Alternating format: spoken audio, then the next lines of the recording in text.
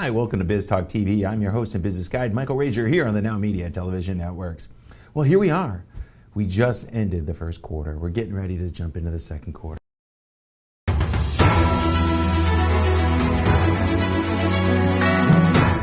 Broadcasting live from Houston, from the space city to the world, you are watching Now Media Television.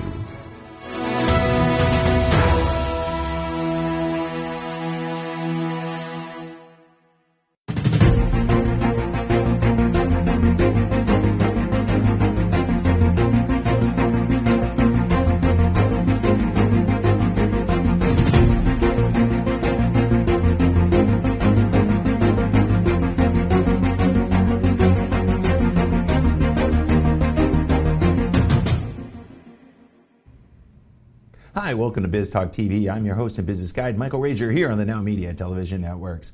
Well, here we are. We just ended the first quarter. We're getting ready to jump into the second quarter. What does that mean for business owners just like you? Well, I'm telling you, when I meet with my clients for the first time coming into a new quarter, we got a few things that we want to look at.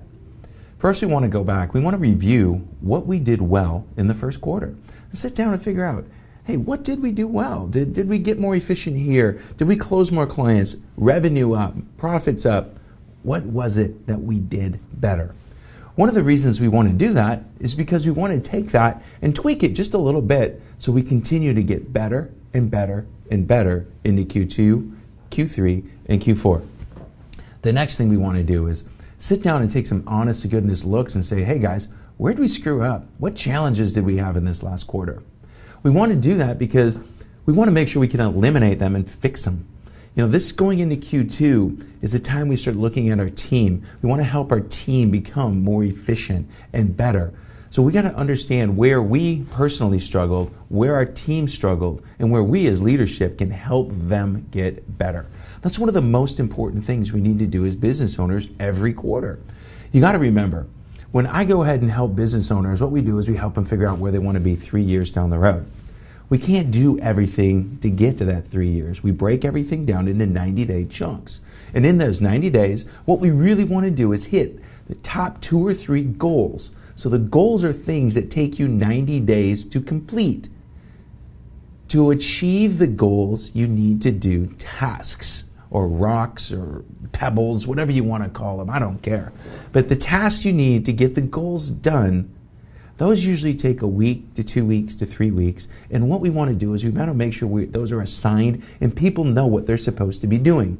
In order for your team to become successful, they have to know exactly what they're supposed to be doing, when they're supposed to be doing it, and how they're supposed to be doing it. So if you've had a successful first quarter, pat yourself on the back. Go out and take what you did and go get better. If you struggled a little bit, that's okay.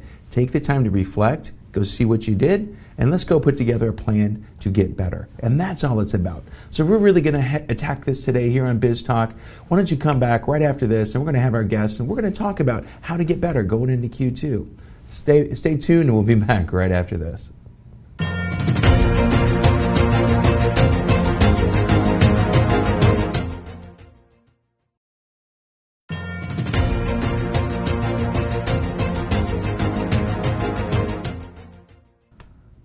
Hey, welcome back to Biz Talk TV. I'm your business guide and host, Michael Rager, here on the Now Media television network. All right, it's been a few weeks since we've had her in here, but we got Kristen Gunderson. Kristen, how are you doing today? Great. Thank you so much for having me back today, Michael. Man, it's the middle of tax season. Yeah. How do we pull you out? Like a week and a half left. Yeah. How do we pull you out? I just knew that I had to get in here and get away and a different scenery, and I'll go back to doing taxes, and I'll be the better for it. So. I was there. I spent 6 hours the other day finally doing my bookkeeping from last year. So, doesn't that suck trying to do your bookkeeping all at once? Like, yeah. You just did it like all the time, it'd be done, and you wouldn't have to spend like a whole day doing it. Really? Yeah. That's what people hire us for. I know, I was a procrastinator. Oh my God, I'm a perfect procrastinator. All right, so you're doing a lot of new things right now. We were talking earlier, you're doing some CFO stuff. Yeah. And doing the CFO stuff, you started using this new tool. Tell us about the tool, tell us the name about it, and why did you decide to use it?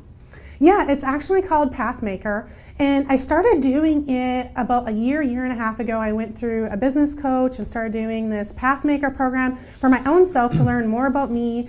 I didn't know what it would be like or what it would do, but I literally, when I got done with it, I'm like, oh my gosh, like I've been doing bookkeeping and accounting for the last 20 years and I feel like I've been in the wrong career like this entire time. And I'm like having a midlife crisis, like what the heck do I do? And then going through it, I actually realized that I am more of a futurist instead of a realist, and bookkeepers, they really need to be realists. So with the futurist part, I really got to see that I love looking at the big picture. I love seeing, I can see out like what needs to happen, where the company needs to go. I love strategizing. And what I can do is I now use that 20 years of bookkeeping, accounting experience and know how to use the numbers, and I can actually see where the company wants to go, and I can take it from there. So I'm actually loving this new CFO side that I've added to my business to be able to help my clients grow their businesses and leverage what they have and just taking them to the next level. So I've been really enjoying it. So let me ask you this question about Pathmaker. So you said futurist, realist. How many different options does it give you? Because I take it some sort of personality testing, right? Yeah, it's, some people do a personality test to be able to hire people and know like who they should be working with and stuff. Mm-hmm. And it really, there's two big parts of it. One is you look at your interests, you look at your abilities, you look at your values. And the interests are like what you love to do. The values are what you need to be doing in order to give yourself meaning. And then there's like your temperament. Are you an internalist? Are you a socialist? Are you a futurist? Are you a realist? Are you a planner? Are you an analyst? And there's another one that I can't think of off the top of my head. It also lets you know if like what your motivated role is. Like, are you more of the creative side, the creative developer? Are you into developing? Are you a maximizer or a refiner? So it's just been really, really interesting to see all the different personalities and to be able to see how to use them and when to use them. And I've actually started using it with all of my employees now. So now we're going through this in my employees, and I'm using it in the hiring phase. So I'm actually really enjoying this Pathmaker. Well, yeah, because the hiring phase is one of the most difficult phases that business owners have. I mean, we used to teach something called the 4-hour hiring system, and I'm a big fan of group interviews. I really am. People hate it, but it really allows us to see how people interact with other people. And even if you're going to be somebody like a bookkeeper or an accountant, where a lot of times you're going to work on your own, you still have to work with other people, and you have to see how you get along. So how are you using this with your clients? What are you helping them do, and how are you helping them set it up? Yeah, well, with the hiring phase, I'll go there next. So I'm currently looking for a bookkeeper. Like, we are growing and expanding, and like I know, first off, with my clients and with me myself, like we need to figure out what our organizational chart is. What positions are open in our company right now? What positions do we need to hire for in the future? And I'm doing this with my clients also. But just me using it with trying to look for a bookkeeper, like the first candidate that I had, like they're sending in their resumes, so they can send in their resumes, and then I have them take the motivated role to figure out, okay, are you creative developer, maximizer, or refiner? And I know for the position that I am hiring for, which is a bookkeeper, I need them to be a maximizer, refiner. That means they like to do the same thing over and over again. It's very repetitive. They don't come up with a lot of ideas. They like doing the same thing over and over again. So I have them take that first, and then that is able to weed out people. Like if they're way creative, I know like CFO or CEO people, like those are the people that would be in the creative side. Like if they're a creative developer, those are the people like you can be like, hey, I want you to start implementing this and maybe come up with the policies and procedures, get it going good. And the developer, like those are the ones like they're going to make sure that that role or whatever is going good, and they develop it and then they push it off to the maximizers and refiners. So knowing what you're hiring for is the first thing, and then using that. So then the people who can use, like they're the the motivated role is the right fit for them. Like, okay, so I know the bookkeeper position, I need maximizer refiner. So anyone who's not that, they don't move on to the next role, the next interview phase. So then the next interview phase is I have them fill out the interests, abilities, and values to figure out what they love doing, what they enjoy doing, what they would like to do. And I can look at that. One guy I thought would be really great for the bookkeeping position, but it came back he has nothing in there said that he is accurate or perfectionist or is into finances or data entry. Like none of those came back. Like I figured out like if I were hiring for a customer service role, he would be really great for that, but that's not what I'm looking for at this moment. So he didn't move forward. I have another lady who we moved forward with because she was a perfect fit for that. And then I sent her the next part of, okay, are you realist or are you futurist? You a planner? So what type? So I had her fill out that portion of it, and you know what? So she's still a perfect fit so far on paper. So now she's moving forward with the interview. So I'm actually going to meet her in person. Like I haven't spent any time interviewing this lady or anyone else yet, but now I am. So it saves a lot of time on the interview process of going through your time, because your time is valuable. You don't have time to sift through hundreds and hundreds of resumes. You can literally be sending this out to them, and then we just know what to look for, and when the results come back, we can figure out, okay, are they moving forward or do they get pushed back? So I like what you're doing here, because when we used to teach people how to interview, is we just didn't even want to talk to them up front. Yeah. We wanted to see how well they listened, how well they did what they did. You know, we used to go send out when they had an ad and they answered the ad, there was a phone recording that we used and said, please don't send us your resume. Mm-hmm. And if they sent us their resume right then, out they go. They didn't follow directions. You know, they were going there. Exactly. So this is helping you deselect people based on the way that they're answering the questions. Yes. Okay. So it saves you a lot of time. But let's say now we're there. We get there. Are you looking for 1 to 2 candidates? And then, hey, I'm going to go pick the 2 or out of the 2 or 3 that we get there? Yeah. How are we using it then? Yeah, so exactly. We're using it that way to narrow down the candidates so that we only have, 1, 2, 3 candidates left at the end, and then we can pick out which one will be the best fit, like, personality, do we like them, that sort of thing. So you're actually going to do interviews of 2 or 3 versus the 50. Yes. The 50 resumes you get. Yeah, and then we make sure that we have the right fit for the right job before we even get them hired. And then another thing that we're doing is we're doing this for the employees that we already have, because we need to make sure that they are sitting in the right seat on the right bus. So having your employees do it, that's another thing we can do, because making sure that they're in the right job, because if they are in their sweet spot, pretend there's this little box. If this is everything that they love to do, that they're really great at doing, that they enjoy doing, if their job is in this little box, their productivity goes up, which means that you, the employer, are getting more productivity out of them, means you're making more money. If they're a little bit outside of this box, but still close enough, their productivity goes down 0.5% to 0.75%. But if you are having them do something that's way outside of their box, it's called the danger zone. So learning what the danger zone is and having the employees know, okay, this is way out here, it's way outside, it's in the danger zone, and having them be able to come to us and to save their employer in a safe spot, be like, hey, this client or this duty that I'm doing is out in the danger zone, then we can have conversations of, okay, tell me more about that. What about this client is in the danger zone for you? It's decreasing your productivity for I'm not getting as much. Well, can I ask you a question about that? Let's say we've only got a minute or 2 left here. We're a small business. We can only afford 2 to 3 employees, so people are gonna have to do stuff that's not in their target zone, right? Yeah. How do we help them with that, and go from there? Yeah. Well, we can have those conversations of, hey, this is the danger zone. So either one, like maybe it's a client that's in their danger zone.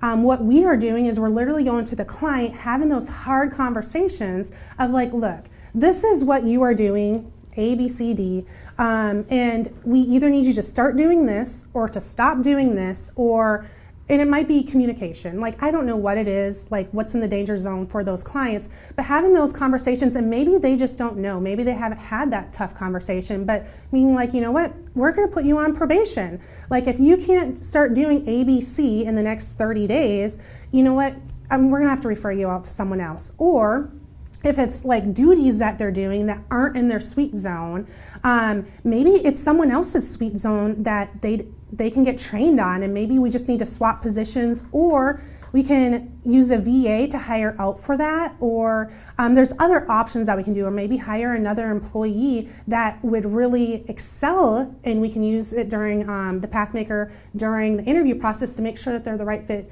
for that position that we need. Yeah, it's one of the things we do. If people are struggling, we give them either a 30 or 90-day period, then we move them out. Same with clients. We want to be able to make sure they're doing the right thing to fit with us. So, Kristen, we got 10, 15 seconds left. How do people get a hold of you?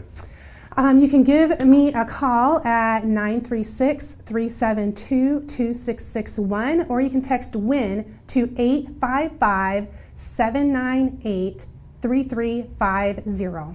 Well, that's awesome. Well, thanks a lot, Kristen. We appreciate you telling us about Pathmaker. I'm Michael Rager, your business guide here on Biz Talk TV. We're going to be back right after this.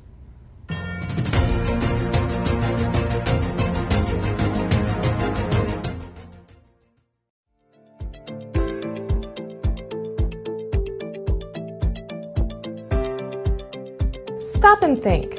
How often do you take the time to set goals? And when you set those goals, how often do you hit them? The problem is the word goal setting. We all have goals, but goals are just wishes. Goals are what we want.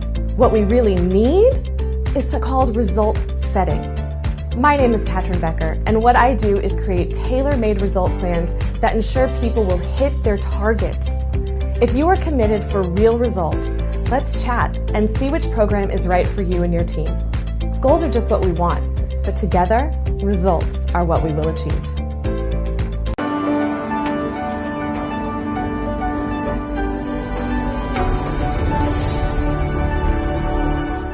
You probably already know that first impressions are never forgotten. However, did you also know the way you feel about yourself contributes to your quality of life and the opinions of others? Hi, my name is Kristen Gunderson. My mission is to help people by flipping the switch inside their body, which in turn will help them to feel better and do more. In fact, once you feel your best, you will be able to pour into others, keep your cup full, and reach every goal you have set up for yourself, whether it's personal, family, or business related. The way you feel will dictate the way you think and the way you live your life. Feeling your best is necessary to achieve your goals. You deserve to put yourself first. Let me help you flip the switch so you can feel better and do more. Let's talk. I know I can help.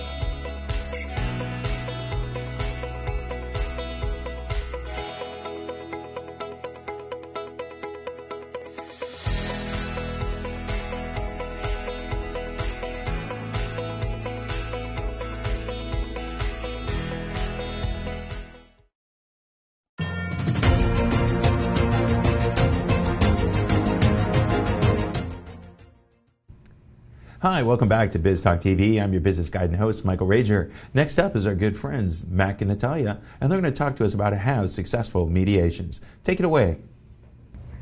Hi again. Thank you so much, Mike, for having us on Biz Talk. So today's topic, we're giving a few tips on mediation, and of course to talk about instantmediations.com, a company that we co-founded. So generally speaking, humans, it's in our nature to avoid conflict. We want to make people happy that we're in front of. We are natural people pleasers. We work with families all the time, and sometimes we realize that children want to make the parent they're in front of happy. It's just innate in us. So because of that, we try to avoid conflict. Some people, this is just ingrained in them. Certainly it's ingrained in me. I don't like to fight with people if I don't have to. In fact, I've heard somebody once say that when they go to a restaurant and they order their food and their food comes out kind of soggy or kind of cold, they actually would prefer to eat it rather than create conflict by calling the waiter or waitress and complaining about it to management. And so there has to be a better way, though. There has to be a way where you can be made happy, be made whole, and get the food you want, get the outcome you want, while at the same time not producing anger and antagonism in other people. And so this is what we're all about. We're about trying to help people who want to avoid conflict find ways to deal with it, to deflate it, and to handle it in a more effective way. And that's what conflict resolution is all about. Because generally we believe that conflicts shouldn't be really avoided. They should be resolved in an amicable and respectful manner. And this is what mediation and other outside of court dispute resolution methods offer. So we focus on mediation this time because we want to present all the benefits of it again, both in life and in business. And what we see, how people come to us, most of them really think that when they avoid conflict, they will be happier, stronger, and perceived more as easygoing. However, that might rather suggest that someone lacks conflict management skills, which of course that can be taught. But mediator comes in there so that this third party neutral helps to see all this conflict in the totally new light and helps find solutions to move on, to move forward. So just some basic tips. If you are having conflict, again, it's not your fault. If you don't know how to naturally deal with it, most people don't. It has to be trained. And that's why mediators go to mediation training school to learn it. And so if you're having conflict, reach out to a mediator and invite the other party to contact them as well. And so tip number one, persuade your party who is in conflict with you to attend mediation. Don't shove it down their throat. Just offer it as a way out, as a proposal that might help address the concern. But do it in such a way where it's not going to be seen as if you're trying to force mediation upon them. Help people understand what mediation is. And it's a way for people to deal with a dispute and conflict in a way that is beneficial to both parties involved. And only if it's beneficial to both parties involved in terms of the outcome will they agree to sign on the dotted line to resolve the dispute in its entirety. If it's not beneficial to both parties involved, then certainly it's going to probably go to the next step and go to court, or the conflict will keep existing. So in a way, there's a win-win for both parties who are involved, or even if it's multiple parties who are involved. So that's the first tip. Persuade the other side to attend mediation with you. Have them Google mediation. Have them go online and learn what mediation is for themselves so they can see, oh, okay, this is not something that is going to be enforced on me. This is something that is confidential. It's something that is being handled by a neutral person that is not on anybody's side. It's something that is affordable compared to going to court. It's something that can lead to a resolution that will make all sides happy. And having said that again, someone might ask, okay, mediation. So how do I do that? What do I do first? Even if I have already this agreement that someone will go with me to this mediation, what do I do next?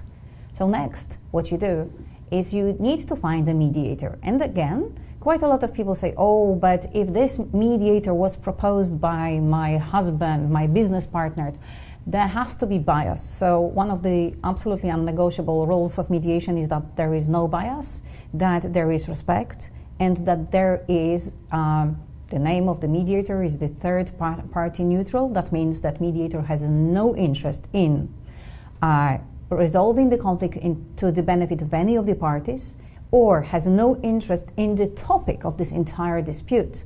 That gives him absolute freedom in seeing all the meanders of this conflict and pointing to the parties what possible solutions they can have. If you don't know where to find a mediator, it's best that you go to our website, instantmediations.com, where we have a directory of mediations. Please know that there are people who specialize in particular areas of mediation. You can have elderly mediation, you can have divorce mediation, property mediation, you can have labor law, so employment or discrimination mediators, and we have been working to create such a catalog, such a directory, so that everybody can go online and have no doubts that whom they are picking is going to be a good choice for their dispute to be resolved professionally, with respect, and empowering the parties to make their own decisions. So typically you would want to offer another tip of a few mediators to choose from to the other side. Don't just give them one mediator, the one that you've selected, because they may feel that that person is biased. And like Natalia says, neutrality is the most important part of this whole thing. So the mediator needs to be trusted. If they are not trusted, then people will not believe that the outcome will actually have the effect that they're wanting. And so on instantmediations.com, as was just referenced, there are plenty of people to choose from. And Natalia went down a whole list of different types of mediators who might be available. But there's also education mediators and bankruptcy mediators. And there's all sorts, any kind of conflict you can imagine, there's probably somebody there who's going to be able to help you and the other side reach some kind of agreement. And if it can't be reached, then that's what we have judges for, to help people break the impasse and get into some kind of final disposition. So, okay, what do? I am now in mediation and I have the mediator. So, mediator explains the entire process to the parties, so reiterates all those important points. This is also the moment where you can ask your mediator any question you think is relevant about the mediator's qualifications, about the possible doubts you have or things that you don't understand in the process. Mediation is designed to be comfortable. Everybody needs to know and see that mediation is a safe place. And the safe place is there being created by the mediator, whether the mediation takes place in person or online. And you can count on just being comfortable, not being pushed to anything, being listened to. And there comes some other tips that we wanted to give to you when you are already in mediation. So there is a concept that's being growing in all these conflict resolution spheres of empathic listening. Previously, we have been talking a lot about just active listening.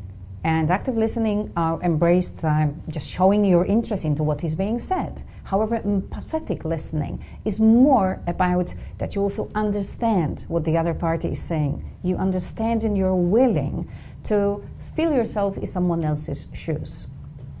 So empathetic listening or active listening, all these skills are things that mediators bring to the table to help the parties see and understand things in a different way. There's also reframing, when the mediator was going to help you and the other side see things in a way they didn't see it before.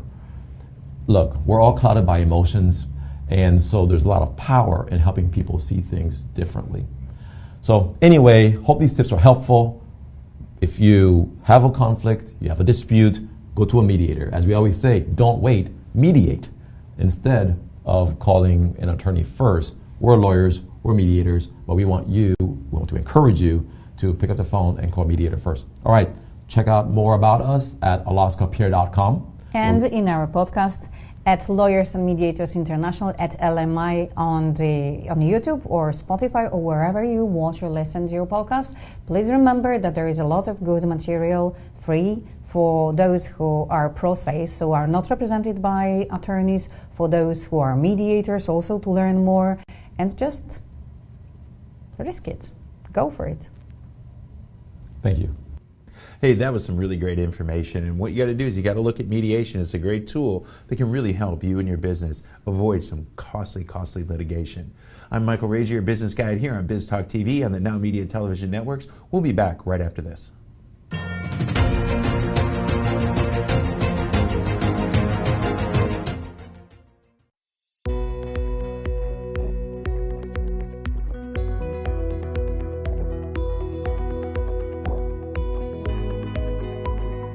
According to the FBI, a robbery occurs every 13 seconds. Homes and businesses without a reliable security system are 300% more likely to be burglarized. Alert 360 provides custom-tailored rock-solid security solutions to residential and commercial customers. Whether it's home security, fire and carbon monoxide detection, flood protection, connected senior care, managed video surveillance solutions, 24/7 alarm monitoring, and life safety, Alert 360 is your ideal solution. In addition, Alert 360 has smart home and business integrations like access control and video shield for a complete peace of mind, protecting what matters the most and reducing energy costs with our top-of-the-line automatic scheduling functions. Alert 360 offers security services discounts to military personnel, veterans, first responders, educators, and hospital personnel. Don't be a victim. Take a strong step today. Call Rosana Torres at 832-863-8574 for your free consultation.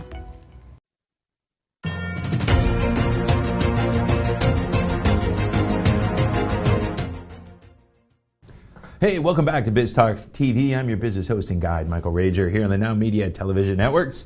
I'm so excited. It's that time of the show again. It's Leo Simpson. Leo, what's up, buddy? What's going on, Michael? How are you? I'm good, man. I'm good. We'll get into that in a minute. I'm telling you, you should have been at our whiteboards and whiskey last night. It was good. When I was there, Lamar Curtis, who owns the place for doing it, is like, dude, you just look like a grump. And we need to get you over this. You look like the Grinch that stole Christmas. Hey, let's talk about it. But we won. All right, man. So we're going to talk about winning and winning big. What's the difference, man? You know, winning is essentially you got some type of engagement, opportunity, operation, you win, right? Winning big is when your wins are, one, exponential, two, they provide you so much value more than the experience in the situation. And so I'll give you a perfect example. There's a guy that I follow. His name is Myron Golden. He talks a lot about all work works. He's like, some things don't work for you. And when they're not working for you, they're working on you. And so when we talk about winning and winning big, winning is more of, hey, something either works or works for me, whereas winning big is it's working for me and working on me, and regardless of which one it's doing, I'm always getting what I need from it. Well, you know, why should I want to win big versus just win, man? Am I becoming greedy? No, not at all. I think that what happens is we can get so enchanted by winning that we don't realize that winning as a result is bigger than just the moment, bigger than just the thing you get out of it. The winning big says that it becomes this all intrinsic and even extrinsic reality that allows me to have value that can be not only long term, but be able to provide me so much substantial development, productivity. I mean, you think about it. Most of us who are sound and impactful, very vibrant and, you know, very effectual, that's the word I'm looking for, effectual leaders in business, CEOs, executives, whatever the case may be, it's because of how we have leveraged not just our advantages, but also leveraged our adversities. And so when we understand that the winning big, meaning winning beyond just winning, becomes our focus as the thing that allows us to really excel at the highest level, that's when we can really go somewhere with this thing. Yeah, that's awesome. That's awesome. Well, okay, so we go there. Well, how do we predictably win big? I mean, it's winning's one thing, but going to that next level that you just explained, that's totally a different thing, isn't it? Absolutely. Let me talk about it. So there's a concept that I teach called the 3 C's of life. Okay. And these 3 C's, they break down from, I guess you'd say, top to bottom: contribution, compensation, and consumption. Now, you got to understand that all three of these are necessary. I mean, you cannot consume without some compensation, and you can't get compensation without contribution. So when you look at it, they have an interdependent relationship. They're independent on their own, but in order for them to really function within the context of our life, you need both of them, right? And so when it comes down to it, you've got to understand while they are interdependent, here's where we get into not just winning, we get into winning big. These three, in their interdependent nature, in order for you to know if you're winning or if you're just winning or winning big, you got to know which one you prioritize. Now, listen to me carefully. If you prioritize consumption, you're only living in the realm of what you receive. So yeah, you greedy, you're selfish. Now, if you're in the realm of compensation, it's all about your reputation, your recognition, your rewards. And, there's a little selfishness there, but it's a little different because it's not completely tangible all the time. When you get into the realm of contribution, this is what allows you to not only win big, but win big predictably all the time. When you prioritize contribution, what you do is you focus on your contribution to the extent that all you want to do is contribute at the highest level possible. What will happen is your contribution will far exceed your compensation, but it'll allow you to be compensated at the highest level possible. As well, your consumption will never be able to catch up with your contribution. So when you prioritize contributing, making sure that you're giving your greatest value in everything you do. For example, you were talking about how you were 0 for 3 this week. Well, guess what? Did you contribute at the highest level in each one of those? And your losses were not necessarily based on your contribution, but based on maybe the situations of your clients, circumstances, and the economy. Or was it some little tweaks within the context of how you contributed in that situation that you can take from this situation and be able to grasp? If that's the case, and you go and get those tweaks, leverage those advantages within the context of that adversity, then you position yourself to make quantum leaps over your compensation that you could have had and over the consumption that you could have had, because now you're poising your contribution to make you a predictable contributor no matter how many losses you have. Yeah, I think it's one of the things when you go there look at your losses, I think you got to look at it like you do in baseball. In baseball, you've only got to go 3 for 10 to be a multi-millionaire. Come on now. A lot of times, I know what was my issue this month was I just didn't have enough closing opportunities. It was my own fault. I didn't have enough closing opportunities. I kind of felt that the ones I had, I won. And little did I know, I wasn't expecting that wicked curveball. I'm just going into right now a baseball analogy since it just opened this week. And that's what it was. We weren't expecting it. And as business owners, that happens all the time. And so how does learning how to hit that curveball change and help you win big consistently? Man, you said it. You got to have more opportunities. The same guy I was talking about, Myron Golden, he talks about, matter of fact, he even has a challenge called Make More Offers Challenge, right? So if you're swinging the bat 3 times, guess what? You're not going to be as good of a batter as somebody who's swinging the bat 10 times, 100 times. One of the things I loved about Kobe Bryant, and I really didn't follow Kobe Bryant a lot during his career, but towards the end of his life and after he retired, I really started to follow him more, especially because of what he was doing in business and how he was engaging his team and dealing with a lot of the interviews. And one of the things about Kobe, he talks about is the fact that he sucked when he was 10 years old. He sucked. He was the worst. Now, he was the son of a standout player, nephew of a standout player, and here it is. He's playing summer league, the same one that they played, and he sucked. He was like, bad. I was slow. I was clumsy, all of that. You know what Kobe did?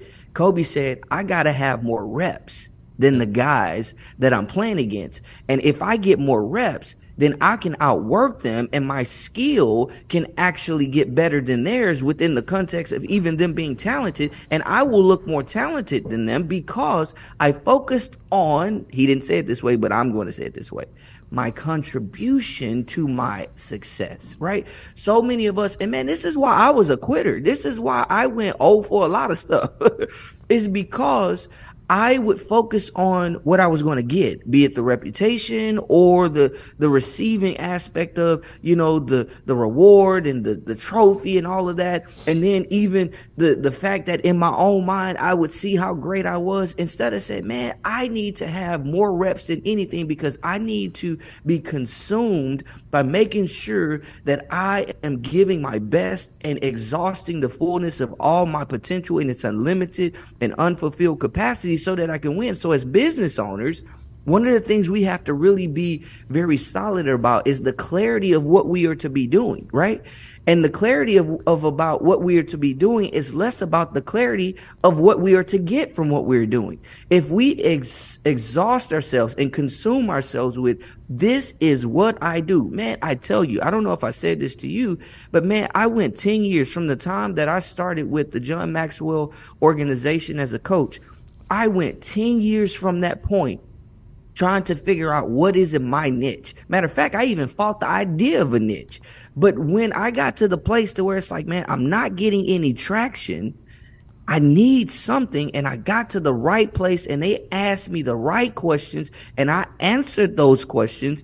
What is it that I do? More so, what problem do I solve, and who do I solve it for? And what helped me to answer that question was understanding, like, what problem have I really solved the best? Like, what problem have I been so great at solving, not just for others, but even for myself, that I'm never going to not be consumed with trying to solve this problem?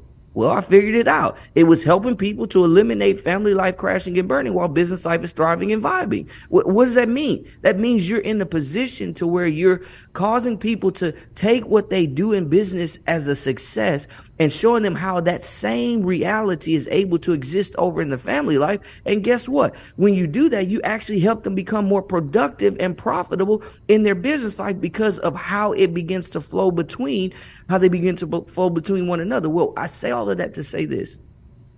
I don't care how many opportunities I get or how many opportunities I close.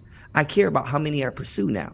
Why? Because I am so consumed with seeing these excelling business leaders see their family life become fuel for their business to have quantum leaps. I don't care how many people say no. Matter of fact, when you say no, I get fueled. Why? Because why did they say no? What is it that I get from that no? Not only what does I get from that no might actually mean I should have never pursued them in the first place. Am I getting off track? Am I not pursuing the clients I'm supposed to pursue? The O for whatever, we got to look at it and ask the question, are we focused on our contribution as a priority? Or are we focused on our reputation and receiving that we're going to get from it? Yeah, that's awesome. That's awesome. You're right on track. I knew what it was. I got out there and I just had to hash it through, and it's like all week. So it's all fun, man. So Leo, we got 30 seconds left. Tell people how to get a hold of you, and what do you got coming up? Team3l.com. Very easy. You can get all my stuff there. All right, man. What's going on this Easter, man? It's a big holiday. Man, I got a lot of stuff going on, man. I thought my featured episode was going to be dropped with Entrepreneurs on Fire, but it's actually late in the month. So that's going to help me too. I won't get inundated with a lot of leads right now. But, man, we got a packed weekend visiting with family, singing some good songs this weekend. So it's going to be great. Awesome, my friend. Looking forward to it. You have a great holiday weekend. I'll see you next time. This is Michael Rager, your business guide here on Biz Talk TV. We'll be back right after this.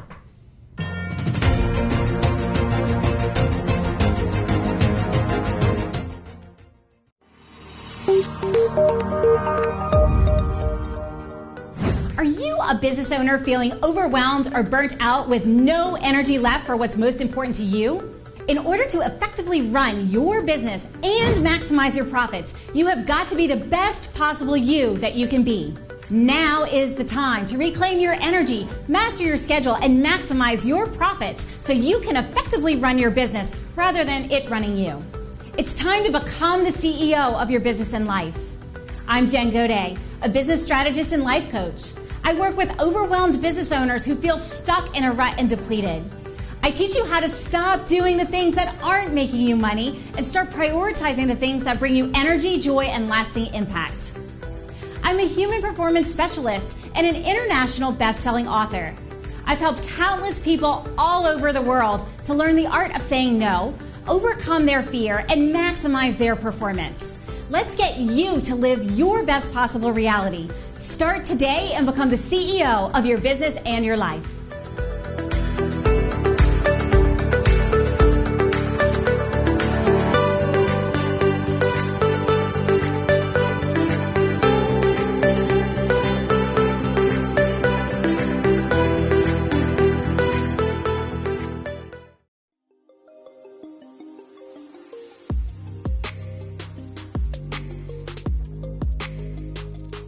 Hi there, this is Matthew Paul, CEO of Mayana Financial, where we'll help you live in the black and set up your financial future.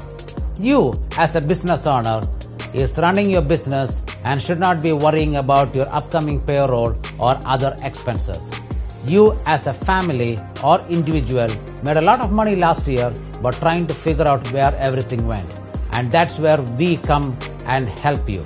We are financial coaches and registered financial advisors, where we sit with you, create a budget, and ensure that your high interest debt is paid off and plan for your upcoming expenses. In your business, we will help you understand where the money is going and create a plan so you don't have to borrow at a high interest debt. We come across and help you to attain your financial future.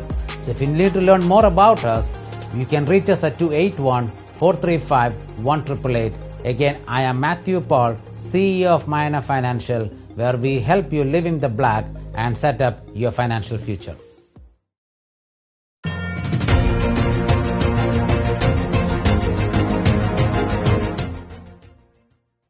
Hey, welcome back to Biz Talk TV. I'm your business host and guide, Michael Rager. I'm telling you, I just got a surprise thrown at me. We talked with Leo. We're just talking about curveballs. Producer out there, Diego, threw a curveball. All right, so we're going to do a long 8-minute talk. We're going to try to do 8 minutes. We're going to talk a little bit about something that I'm really passionate about, and it's fishing.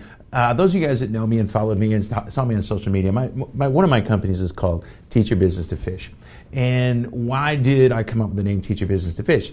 Teach Your Business to Fish, you know, for me, it's not a biblical thing. I'm not we heard give a man a fish, teach him, he eats for a day, teach a man to fish, he fishes forever. Yeah, that's part of it. But Teach Your Business to Fish was my passion. That's what I love to do. I love to go fishing. And ever since I was a young kid, that's what I love to do.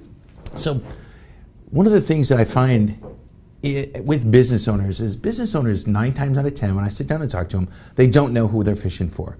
Leo and I were just talking about that. We've got to get down. He talks about niche, coming down to what do you do, why you do it, how you do it, and understanding your niche.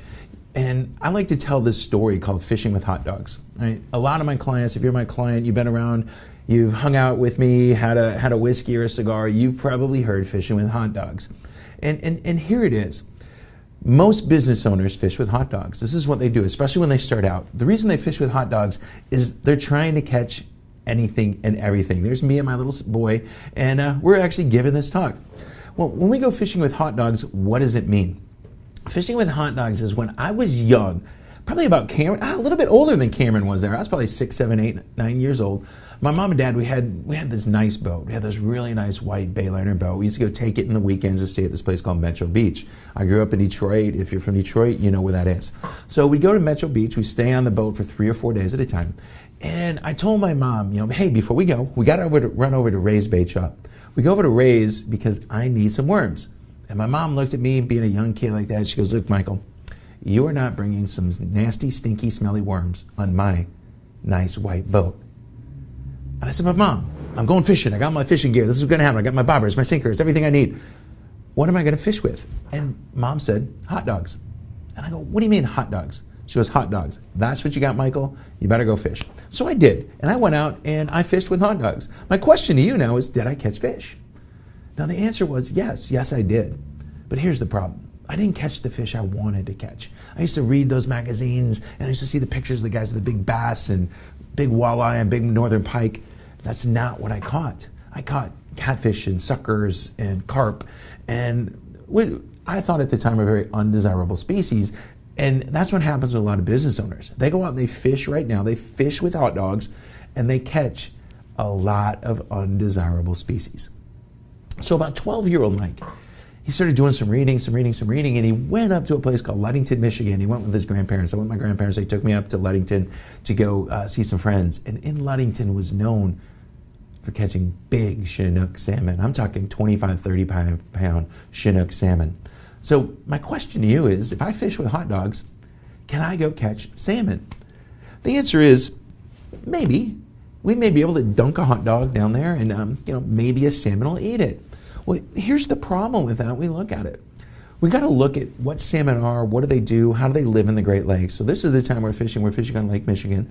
And the salmon at that time, if you look me up a little bit, I've actually got a master's degree in trout biology. So the salmon in Lake Michigan, they live in deep water. So they were living in water that was 200, 300, 400 feet deep. They weren't living on the bottom. What they did is they found this temperature break. And salmon live primarily between 58 and 72 degree water. So that could be anywhere in that water column. So the thing is number one, they're probably not going to eat hot dogs. But number two, if I put the hot dog on the bottom, they're certainly not going to eat it because they're not there. Your clients, where are they? Where are they hanging out? And if you've ever fished on Lake Michigan and you fish for salmon, we fish for something called downriggers. And downriggers, what they do is there's a big lead ball and it puts that bait exactly where that temperature break is. And guess what? We troll around. So we troll and move our lures around. So we're going and we're hanging out where our customer is, the salmon. But you know what I'm not trolling with? I'm not trolling with darn hot dogs. I'm trolling with spoons and flies and plugs and all these other things that salmon eat. I know exactly what they want. That's your sales and marketing. As a business owner, you've got to know exactly what your clients want, where they want it, how they want it, and how they want to eat it. And that's the kind of thing that you don't do as a business owner. What we do is we go around and we start throwing hot dogs at everything when we start off. And that's what happens. I've got a client right now. We sat with them. They're a $5 million company. They want to become 12. Here's the problem. They're fishing with hot dogs. They're trying to catch everybody. And what we're telling them is they can't. In order for them to get to the 12 million, they need to catch a salmon every week. All right? Last year, they only caught 3 salmon. So how are we going to grow if we only catch 3 of our perfect clients a year? What we got to do is fish for them specifically, and that's what they're not doing. They're taking everything that comes in, and what we're finding out is most of them aren't really good clients. They're carp and they're catfish and they're suckers and they're bullheads. They're very undesirable species. As a business owner, we need to go get the desirable species. I mentioned earlier that I was 0 for 3 last week, and before I went into my talk with Leo, and I really was.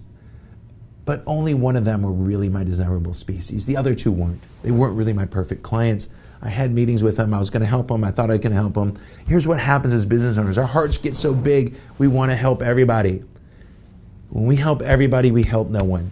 We got to get to the point that we're figuring out we've got to do what's best for us, the business owner, for our clients, for our employees, for everybody that's involved with our business, and that's what it's about. So I'm telling you as the business owner, one thing you don't want to do is fish with hot dogs. Stop it. If you're fishing with hot dogs right now, stop it. If you are going to try to catch everybody, stop it. If you think you're going to throw a net and catch everybody, stop it. It's not going to happen. Figure out where you're at. Because that client told me that they needed one every week. They said, but Mike, we just don't know. What happens is our clients, some of them, we took them on as small, tiny clients and they grew into big ones. Well, guess what? You had a baby salmon there and you didn't know it. You were going to catch minnows. You happened to just catch a baby salmon and it grew into a salmon. What you got to do is you just got to be able to identify a baby salmon when it's a baby salmon. That's what's going on in business, and that's what you need to do to get big. Hey, I don't know what else to tell you. So we talked about fishing with hot dogs. That's what it's about. If you want to work with me, go to Teach Your Business to Fish. Get in there, fill out. You get my download, my free book. You can see about when we go fishing with Mexican Gulf Fishing Company. We got that coming on. Read my article. Book a meeting with me. Get on there, right there. Enter the free book. Get it. Book a meeting with me. We will help you. We're going to make sure you're not fishing with hot dogs. I'm Michael Reed, your business guide. We're going to see you back here on Biz Talk TV next week. Go out there and make it a great week.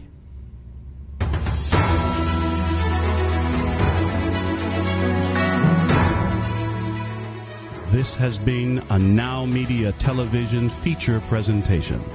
All rights reserved.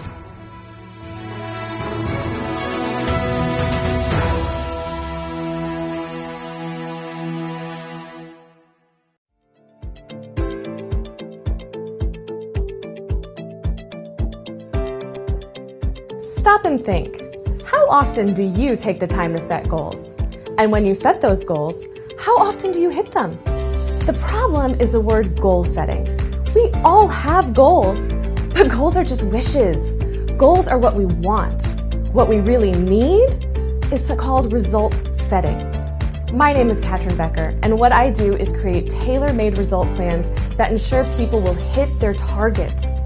If you are committed for real results, let's chat and see which program is right for you and your team. Goals are just what we want, but together, results are what we will achieve.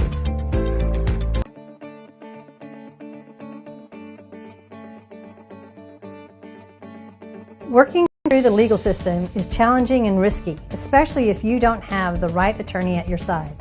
Hi, my name is Sonia Aston, and I'm an attorney with over 30 years of experience. I've helped small and medium-sized businesses and business owners to make sure that their legal rights and interests are protected. As general counsel for you and your organization, I can draft and review solid contracts, minimize the risk of litigation, review and prepare comprehensive business succession plans, or help you navigate your company with the local, state, and federal government. Take a decisive step today. I'm here to make sure your legal rights are protected and you have a peace of mind that you deserve.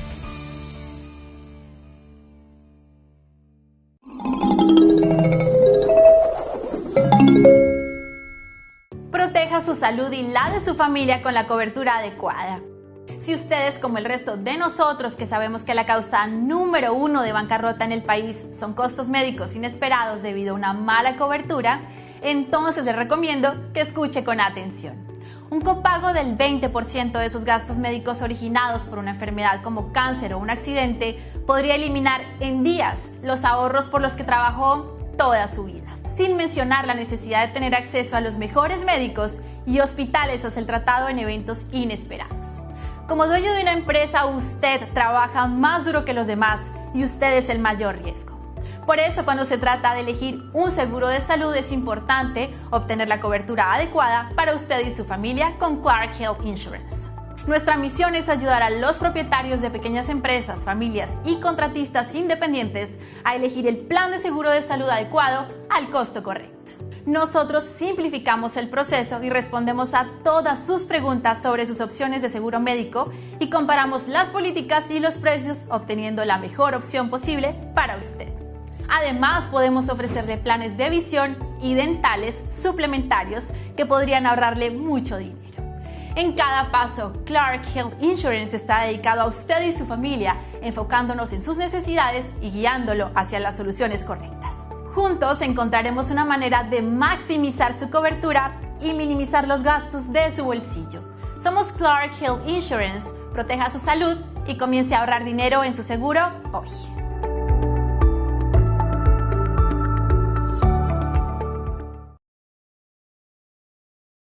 Hoy en Tecnocasters, 140,000 terminales de pago son prácticamente asaltadas por los hackers y les roban toda la información, específicamente las claves de acceso. Y hablando de robo, bueno, pues ¿cuáles son las aplicaciones que están robando su identidad en el mundo de Android? Le damos los detalles. TikTok lanza juegos en su plataforma y además hay nuevas opciones en relación al TikTok. ¿Cuáles son las aplicaciones más importantes que todo emprendedor debe tener? Y los comentarios de ustedes, nuestra audiencia. Soy Juan Guevara, su experto en tecnología, y está usted en Tecnocasters.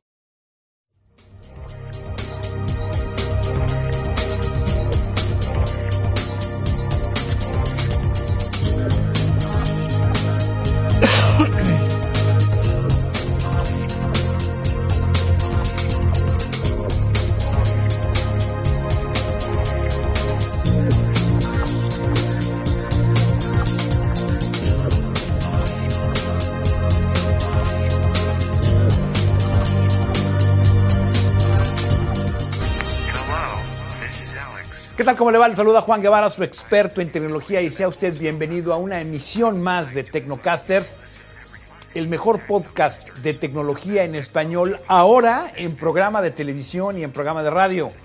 Usted puede ver Tecnocasters, obviamente en la señal de Now Media Televisión y ahora también en la señal de Now Media Radio. Así que si usted pues desea vernos en televisión abierta o en radio FM, usted puede sintonizar Now Media Radio o puede prenderle a la televisión